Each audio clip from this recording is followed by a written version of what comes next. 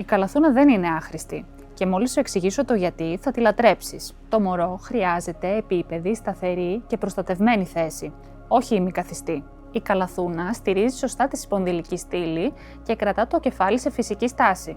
Στην καλαθούνα το μωρό κοιμάται πιο εύκολα και δεν λυγίζει ο αυχένας. Συνεπώς, πετυχαίνουμε περισσότερο ύπνο για το μωρό και περισσότερη ηρεμία για σένα. Μπορείς να μεταφέρεις το μωρό χωρίς να το ξυπνήσεις. Από το καρότσι, στο σαλόνι, στο δωμάτιο και ξανά πίσω στο καρότσι, χωρίς κλάματα και δράματα. Η καλαθούνα προστατεύει από ήλιο, αέρα και κρύο, δημιουργώντας μια ασφαλή φωλιά για το μωράκι σας. Εξασφαλίζουμε έναν πιο ποιοτικό ύπνο, ιδιαίτερα αν συνδυάζεται από στρωματάκι κοκοφίνικα, όπως για παράδειγμα οι καλαθούνες της Ντοβάντι. Προτείνουμε τον κοκοφίνικα γιατί είναι ανατομικός και αναπνέει καλύτερα το δερματάκι του μωρού. Το Porte Bébé είναι ιδανικό για τα νεογέννητα το χειμώνα, καθώς ο ποδόσακος θωρακίζει το μωράκι χωρίς να το στριμώχνει.